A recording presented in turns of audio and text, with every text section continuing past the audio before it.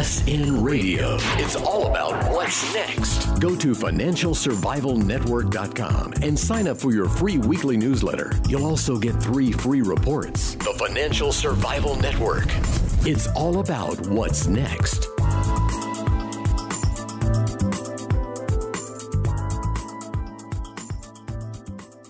Welcome. You are listening to the Financial Survival Network. It is Monday, March 23rd, 2015, into the third day of spring. John, I was in New York over the weekend celebrating spring. They had a nice little snowstorm there. The temperatures were still freezing, as are the temperatures in the financial markets. John, how are you?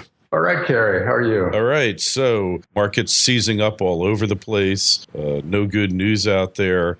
What do we got here? Well, last week was a pretty notable week because the Fed, after 6 months or so of speculation about when they were going to raise interest rates, started walking that idea back. Because the fact is that we've already tightened dramatically by letting the dollar go way up. You know, a more valuable currency is the same thing as higher interest rates.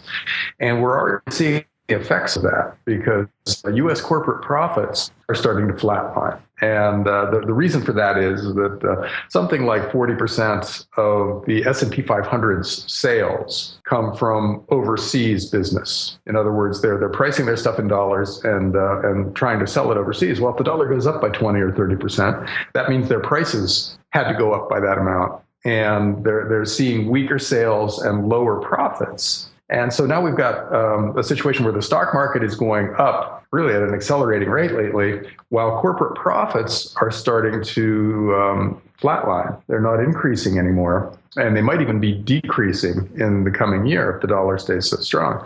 And so that is scaring the Fed into walking back this idea that they're going to raise interest rates anytime soon. And that led the euro to go up versus the dollar, and gold to go up in the last week, and it's up again today. And so we're seeing the reversing out of the effects of an expectation of rising interest rates in the U.S. versus the rest of the world. And we'll see if that continues. But I think it basically has to. I don't think the Fed can really raise interest rates in this kind of an environment because we've already got tightening going on because of the strong dollar. You know, we're seeing the housing market start to flatline. New home building is declining now. It's down year over year. And what's left if corporate profits are flat and nobody's building houses anymore, or fewer people are building houses, then what drives the economy? You know, and with oil prices down and massive layoffs in the oil patch, we don't have a lot of growth drivers going forward.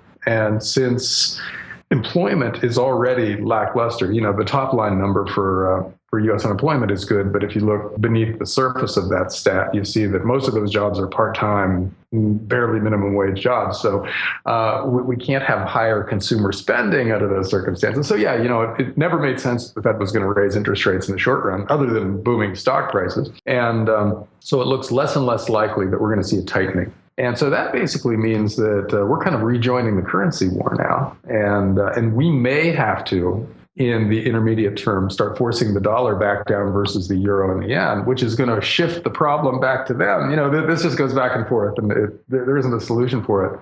So it makes sense to look further out and see that at some point they're going to realize that this is a zero-sum game and they're going to have to do something different. We're not at that stage yet. They're still going back and forth trying to gain a trade advantage by weakening their currencies.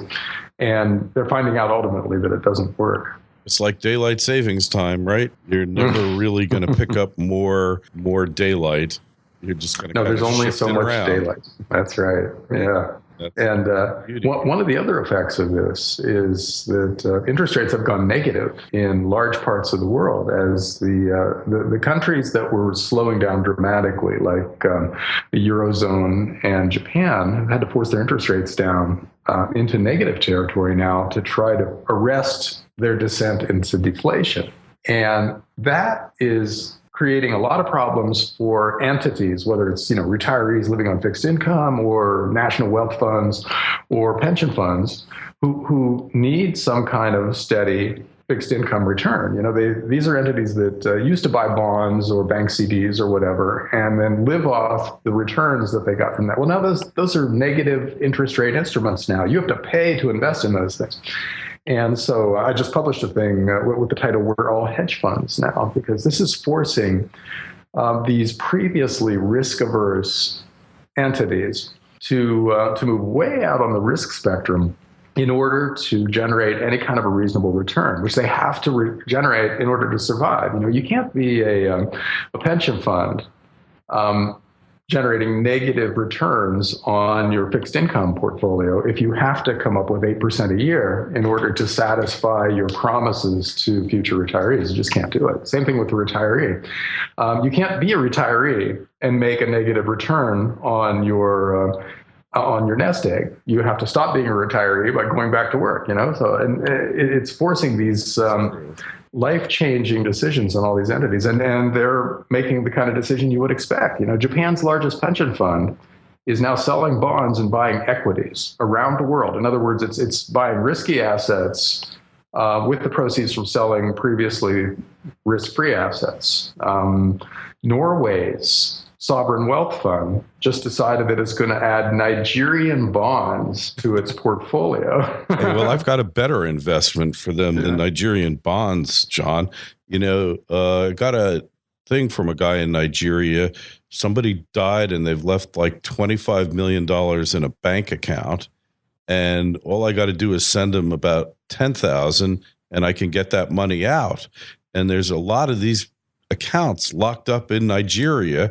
And I think if we get enough people together, we could really make some money here, don't you think? Yeah. Well, it won't be long before pension funds start doing stuff like that, right? Because that's a nice return. That's what a 5,000% return, give or take, which is the kind of thing that pension funds are going to be going for pretty soon, and because that'll help their retirees in the future. Right? I mean, I think we're onto something here. These Nigerian scams. I mean, Nigerian bonds. I mean, those are worse. You have to if you've got to find the worst sovereign debt that you can think of. I mean, right? Nigerian bonds.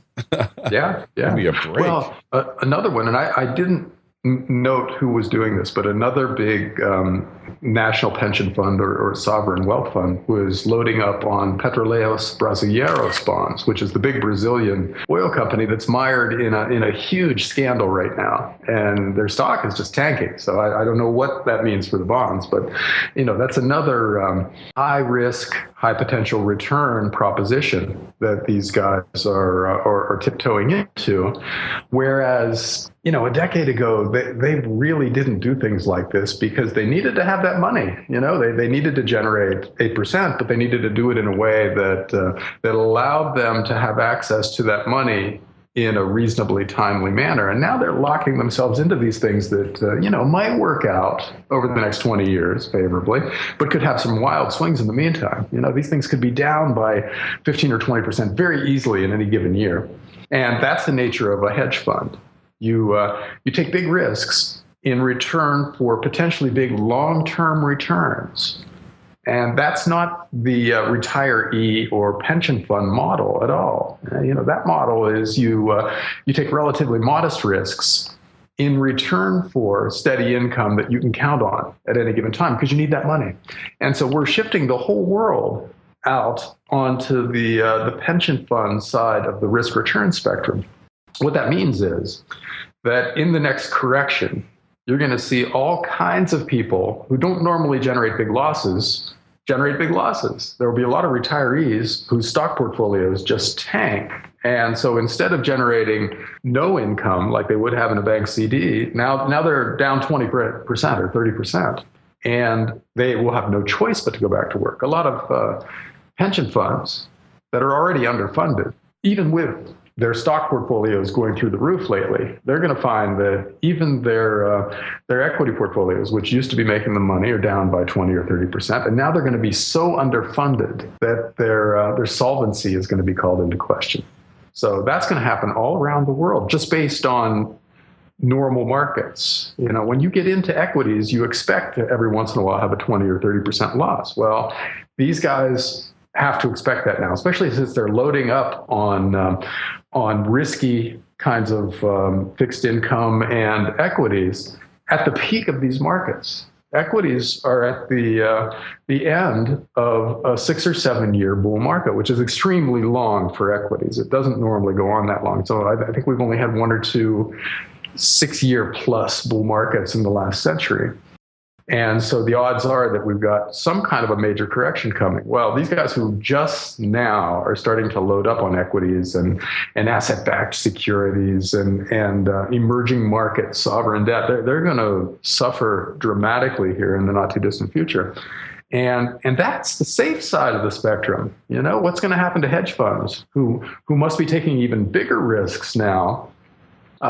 If pension funds are buying Petroleos Brasileiros bonds, what are the hedge funds doing? They're buying those same bonds with leverage. Real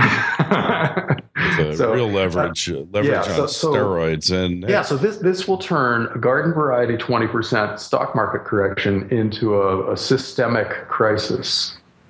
And what the solution will be at that point is anybody's guess, because all we have left is lower interest rates. That's the only tool that anybody's been able to use effectively in the last 20 years. And then where do we go if interest rates are already negative 0.5%? We go to negative 5%. That's the normal swing from peak to trough in interest rates coming out of a stock market bubble and heading into the following recession. So that's going to be an interesting world, Kerry, if negative rates go that negative. Because now there's an interesting argument within or interesting debate within the economics community about what the real floor is for interest rates. It used to be thought that it was zero, that you have a negative interest rate bound, they called it, where if rates hit zero, then there's no point in putting your money in a bank, right? Because you don't earn anything, you might as well just keep your money under the mattress. So everybody goes into cash, which has no ongoing cost. And banks are just starved for any kind of new capital. Well, that hasn't happened. People seem to be willing to continue to buy bonds and put their money in the bank, even when interest rates are zero or a little less.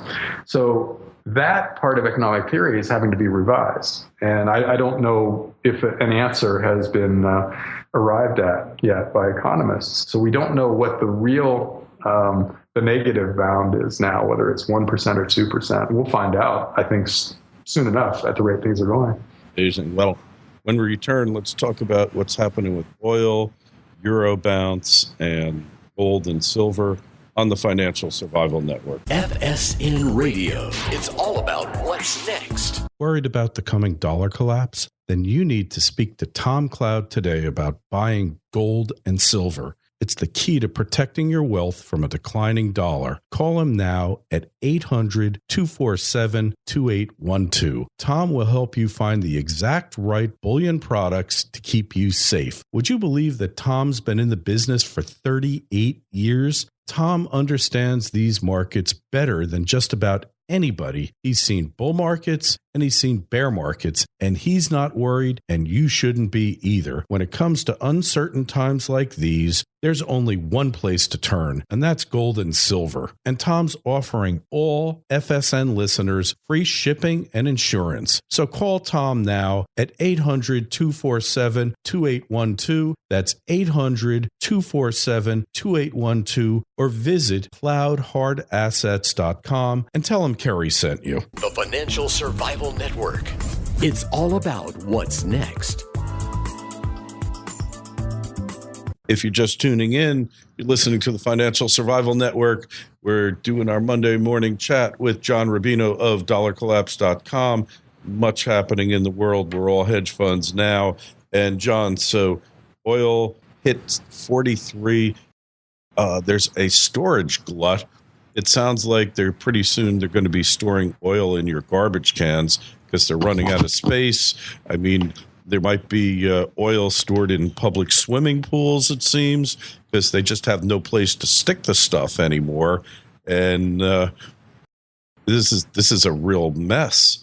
Inflation, Kerry, everything we else. have a pond. I've got a pond on my property that they can put some oil in if they pay an appropriate amount. But, what's happening is the demand around the world for oil has gone down slightly or not risen as much as was expected over the past couple of years, at the same time that a surge in new oil production hit the market.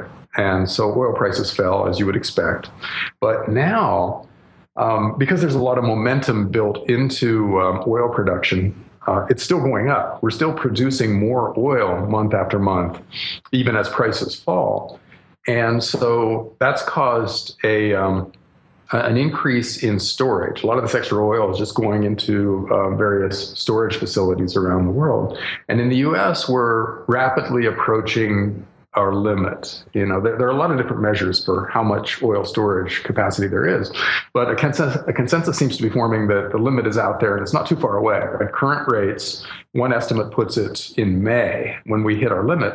And then what happens when there's no more storage capacity for the oil that we're still producing but not using? Where does it go? And the answer is that it gets sold at really low prices. So, for instance, China can start increasing their strategic petroleum reserve again by buying oil at $17 a barrel or whatever. The U.S. can do the same. You know, the big entities that might want to buy and store oil will get a great price and they'll ramp it up. But then the rest of us who are using basically as much oil, you know, to drive around and stuff as we want aren't going to use any more, even if prices go down, or at least not a lot more. We might drive slightly more, but, you know, I think most people drive as much as they need to drive, you know, and they aren't going to all of a sudden just start driving around for pleasure if gas goes to, you know, $1.75 a gallon or whatever. So our usage isn't going to ramp up dramatically, and production apparently is going to continue to go up. So we have some kind of dislocation out there. And it's a dislocation to the downside, barring some kind of geopolitical thing where a pipeline gets blown up or something. So we could see another leg down in oil prices. As amazing as that sounds, after it dropping from $110 to 40 something, we could see it go to 20, which would be nice for people who drive SUVs. You know, I have an old SUV that just filled up the other day. And it cost like $27 to fill the thing up. You know, my experience leads me to think that $65 or $70 is acceptable, you know, and now it's half that. That's pretty cool. But the downside is that all these fracking companies and a lot of other oil-related companies have $80 oil built into their earnings projections. And so now they're going to see a cut of maybe 50% in their revenues. And they're not going concerns with that kind of a revenue stream. So the junk bonds that are related to these guys and the bank loans and the equities and all the good jobs that they used to provide, all of that stuff is at risk. And that's a potentially very big deal, especially the junk bonds. You know, the employment thing is pretty important because that was mostly where the good jobs came from the last 3 or 4 years. Otherwise, we were hiring people at McDonald's and Olive Garden and places like that. And now the high-paying oil jobs are going to disappear. So the U.S. employment picture is going to get even worse than it is right now. And it's pretty bad right now, no matter what the top line unemployment number seems to imply. But these junk bonds are especially scary because there are billions of dollars of debt that is out there. We're not sure where it is, but it's mostly in the hands of hedge funds probably, and also in pension funds and a few individuals who were talked into going for yield by their financial advisors. And all of those guys are facing big losses. A lot of these bonds are worth 30 cents on the dollar now, when they used to be trading at $1.10. And so that kind of dislocation is coming, and it's going to be kind of a drumbeat of announcements. We aren't going to see it happen all at once, but, this drilling company is going to go out of business, and this hedge fund is going to report a loss, and this pension fund is going to have to revise down its year-ahead income, and, you know, stuff like that. And the question is there any kind of systemically dangerous event out there related to this stuff, which we can't know now? And is the drumbeat going to form a pattern in the minds of investors that lead to some kind of a systemic event, like a big drop in the stock market? That we can't know either, but it creates the potential for stuff like that because these are going to be scary numbers when they come out. And the events are going to sound like Armageddon, at least in the oil patch. So who knows what it does in the short run, because it's going to be countered with easy money from all the world's central banks, which is how we've gotten out of our crises over the past 20 or 30 years. Things that sound like they're going to bankrupt Wall Street actually turn out to help Wall Street because the government gives them twice as much money as they had put at risk in these stupid investments. And the bankers actually end up reporting profits and paying out higher bonuses. So that can go on as long as we trust the currencies that central banks are playing with. But at some point we won't anymore, and then it all falls apart. So we don't know which event is going to be the one that causes it. But this has the potential to. Yeah, I think you're correct on that. Definitely has the potential to. Will it happen? Know about that, but. No, because, we've had so many systemically dangerous things happen over the last 20 years, and each and every one of them have been met with huge amounts of newly created currency from the world's central banks. So there's no reason to think that this won't be another event like that. And so it comes down to our trust in the ability of the world's central banks to manage yet another crisis. And as long as we think they can handle it, things will be okay. But once we decide that, or once we realize that they're actually the cause of the crisis, they're the arsonist who started the fire and then shows up a half hour later and puts it out. And that's not a good process. You really don't trust the arsonist once you figure out that he's both people. He's the guy starting the fire and the one trying to put it out. And at some point we'll figure it out. That's what central banks are. They're the arsonists starting these fires. And then being hailed as heroes when they put the fires out. And then we won't like them anymore. And we won't want to go along with their schemes. But we can't know when that'll be. That we can't. You're correct. It's all going to blow up at some point. The question is when. And nobody can predict that exactly.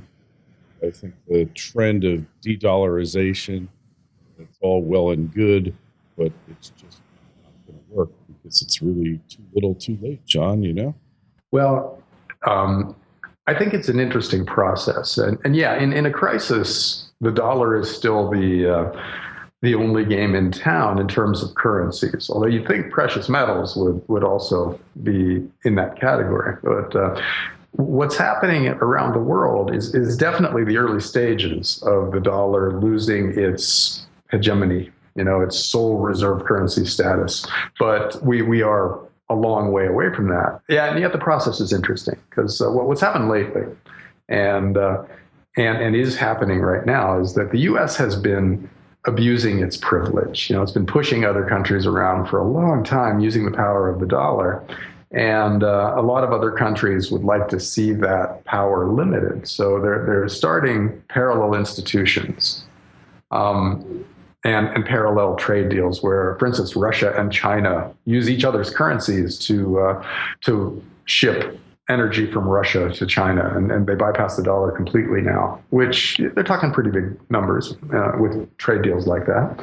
And early in this year, the U.S. was threatening to kick Russia out of the SWIFT bank settlement system through which banks make payments to each other. And instead of just caving to that pressure, Russia started its own SWIFT system, and a lot of banks joined. And so by calling the bluff of U.S. neocons, Russia won that round. They've actually just been named to the board of the existing SWIFT system.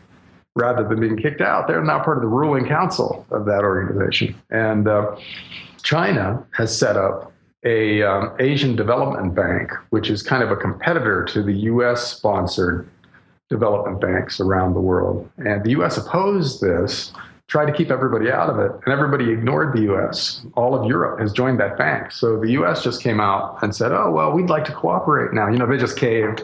So it's becoming possible to defy the U.S. without consequence. And that's a very big deal to the rest of the world. They're looking at this and saying, oh, okay, we don't have to allow you to push us around anymore. And so that's the first step in this process called de-dollarization, where the rest of the world figures out how to get along without dollars. But again, in a crisis, are you going to buy yuan-backed bonds or ruble-backed bonds or dollar-backed bonds? You're still going to buy dollar-backed bonds because we are still perceived to be the world's safe haven, and we're not really. And there is no safe havens, and that's really the problem, John. And on that note, John, we will talk to you next week. Find John's work at dollarcollapse.com and make sure you pick up his book, The Money Bubble, that he co-wrote with our good friend James Turk. And while you're at it, take a look at financialsurvivalnetwork.com. We've got another top-notch rated podcast out there called Real Estate Investing That Works. It's been new and notable in iTunes for the past month. And John, till next week. Thanks, Kerry. Take care. FSN Radio. It's all about what's next. Go to financialsurvivalnetwork.com and sign up for your free weekly newsletter. You'll also get 3 free reports. The Financial Survival Network. It's all about what's next.